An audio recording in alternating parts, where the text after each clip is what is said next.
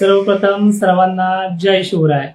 मित्रांनो, आज आहे 8 जुलै आणि 9 जुलै पासून महाराष्ट्रामध्ये पावसाची कशी परिस्थिती असणार आहे त्याबद्दलही बोलूयात. आणि सगळ्यात महत्त्वाचं म्हणजे मोठी उघाड नाहीये, काही 5-6 दिवसासाठीच पाऊस थांबतो आहे. आणि तसंही 9 जुलैला सुद्धा आभाळ येणार, काही ठिकाणी सटकारे विटकारे पडणार आणि थोडीशी जरी हवाने साथ दिली, गरमीची लेवल थोडी जरी वाढली तर चांगला देखील चटकारा काही भागात पडणार आहे. तर 9 जुलैला कोणत्या कोणत्या जिल्ह्यामध्ये पाऊस पडू शकतो अशा भागांची नावं आपण पाहूयात. आणि उघाड नेमकं किती दिवस राहणार आहे. ऍक्च्युली काय होते, खंड म्हणला किंवा उघाड म्हणलं तर चिंता वाटते शेतकऱ्यांना की ज्या ठिकाणी कमी ओलीवरती पेरण्या झाल्यात, 5-6 दिवस जरी गॅप पडला किंवा एक आठवड्याभर जरी गॅप पडला तर पिकं सुकू लागतील. तर अशा शेतकऱ्यांना सुद्धा याच्यामध्ये दिलासा आहे. आणि विदर्भामध्ये जो पावसाला कंटाळलेला भाग आहे, जो भाग पावसाच्या बाबतीत त्यांना असं वाटते की आता 10-12 दिवस नको, असं विदर्भामध्ये अनेक भाग आहे. तर अशा शेतकऱ्यांना विनंती, फक्त 5-6 दिवसच तुम्हाला गॅप मिळणार आहे. अन्यथा पुन्हा 15 जुलै पासून तर काही ठिकाणी 16 जुलै पासून पाऊस सुरू होतोय. आणि विदर्भाच्या ह्या सोडलेल्या काही मोजक्या भागांना सुद्धा त्या ठिकाणी सापका शिपका पावसाची मजल ही 15-16ला स्टार्टअप होते. तर ह्या व्हिडिओमध्ये ते पूर्ण विश्लेषण आपण पाहूयात. आणि सगळ्यात महत्वाचं सांगतोय की महाराष्ट्रामध्ये ज्या आपण आतापर्यंतच्या अपडेट दिल्यात, म्हणजे जवळपास 2 जुलैला सांगितलं होतं की जायकवाडी धरणामध्ये सुद्धा आवक वाढेल. आणि आज ती बातमी आपल्याला पाहायला मिळते की काही प्रमाणामध्ये जायकवाडी धरणामध्ये आवक वाढताना दिसते आहे. जवळपास पश्चिम महाराष्ट्राच्या पश्चिमी जिल्ह्यांच्या काही धरणांमध्ये चांगल्या पद्धतीचा वाढ झाली आहे. मुंबई, पुणे, नाशिक मध्ये सुद्धा अनेक धरणांमध्ये पाण्यामध्ये वाढ झाली आहे. आणि त्याचबरोबर सिल्लोडचे काही 2 व्हिडिओ पण आले, तिथे काही नद्यांना देखील मोठा पाऊस पडल्यामुळे पूर आलाय. तर गोदावरी नद्या नाशिक पट्ट्यामध्ये सुद्धा पूर आल्याचे व्हिडिओ आपल्याला पाहायला मिळत आहेत. आवाज येत नाही का, त्याबद्दल एकदा बोला.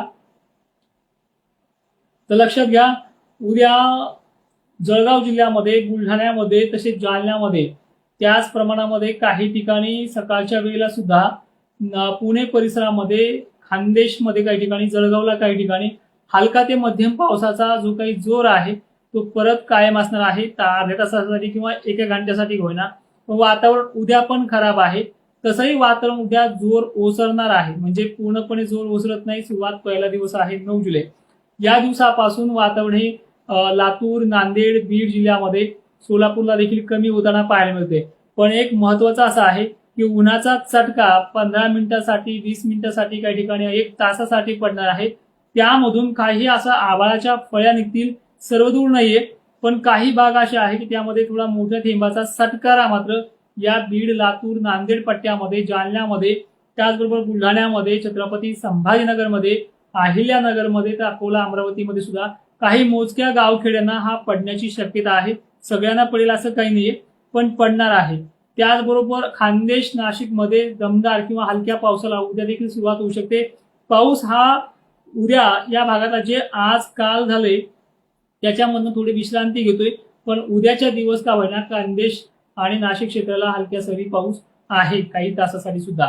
पण दुसरी महत्वाची गोष्ट आहे की विदर्भामध्ये सुद्धा जळगाव, खानदेश साईड जे आहे, बुलढाणा जिल्हा, अकोला, अमरावतीमध्ये सुद्धा दुपारपर्यंत का होईना इथे फटकारे विटकारे 4-5 वाजेपर्यंत 1-2 आभाळाच्या मोठ्या फळ्या निघून 1-2 ठिकाणी पाऊस ही लक्षणं पाहायला मिळतात.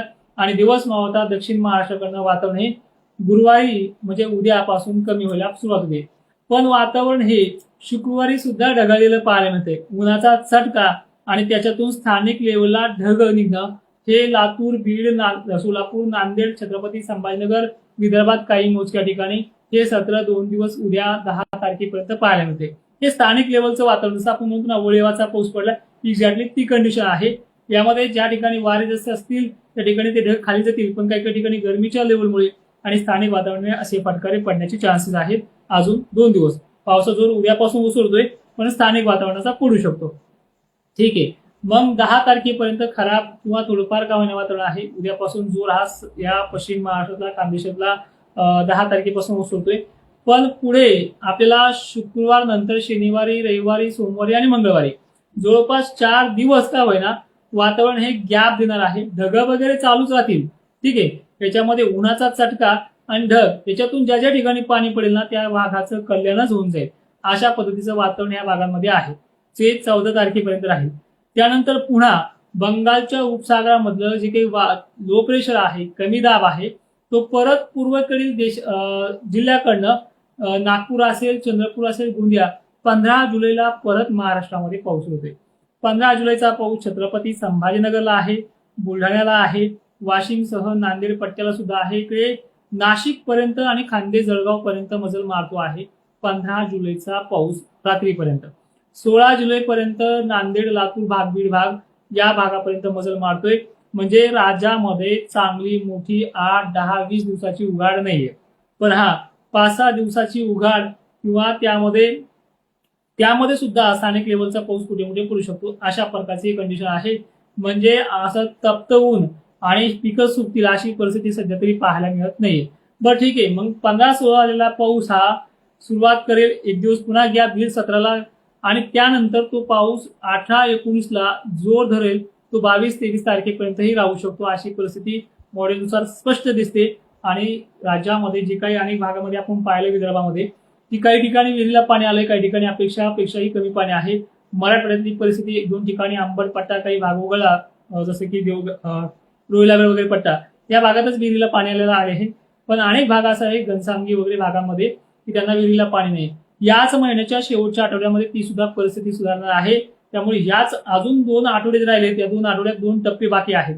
त्यामुळे प्रत्येक आठवड्यामध्ये 1 टप्पा पाऊस हा निश्चित आहे आणि ह्या कमी ओलीवरती पेरलेल्या मालांना तो जीवदान मात्र नक्की देणार आहे. ठीक आहे. आता आणखी महत्वाचं असं आहे की सगळ्यांना वारंवार प्रश्न पडतो धरणांचा. हे पहा, वरचे जे मोठे मोठे धरणं आहेत ते भरले आहेत आणि ठिकाणी 50%, 60%, 80%, काही मुंबई जवळचे धरणं तर 100% ओव्हरफ्लो झालेत. जायकवाडीमध्ये कालपासून आवकही सुरू झाली.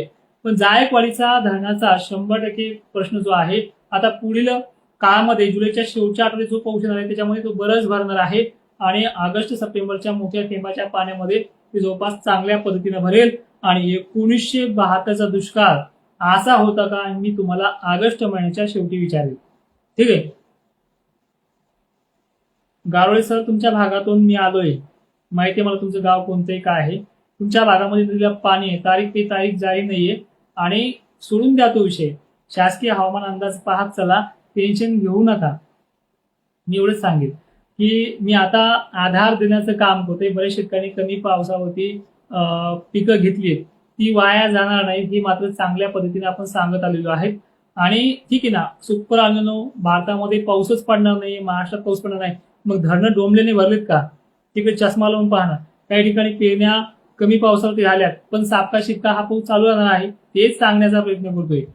आणि कोणत्या भागाला किती टक्के पाऊस कमी हे मला सुद्धा माहिती आहे. मी विदर्भ संपूर्ण फिरून आलोय, सांगायची गरजच नाहीये. ठीक आहे. आणि नसेल पटत तर रस्ता दुसरा आहे. आतापर्यंतचा रेकॉर्ड आहे, जो शब्द 5 मार्चला दिला तो अजूनही ठाम आहे. मला सुद्धा दिवाळीच्या आसपास किंवा ऑगस्ट महिन्यामध्ये दुष्काळ बघायचा, तुम्ही पण बघा माझ्यासोबत.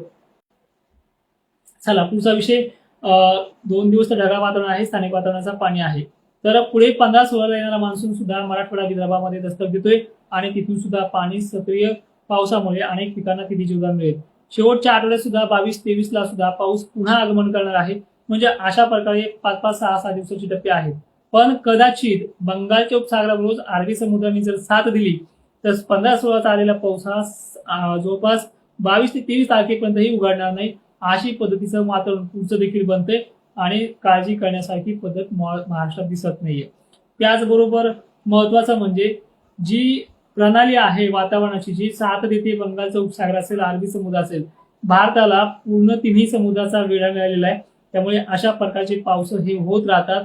दुष्काळी भाग, दुष्काळी पट्टा, दुष्काळी जे काही शब्द आहेत ते काही दिवसात अजूनही मिटणार आहेत.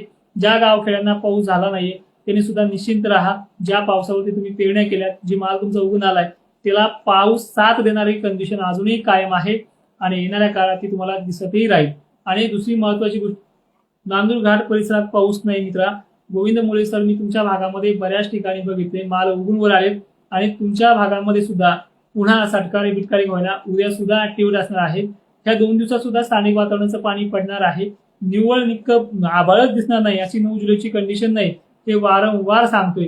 जर नसेल पटत तर मला एक विनंती करा, सगळ्यांनी 100% अशा कमेंट करा की साहेब तुम्ही बंद करा. मी एका शब्दावर बंद करणारा माणूस आहे. तुम्ही 100 पैकी 100 कमेंट करा. धन्यवाद. जय शिवराय.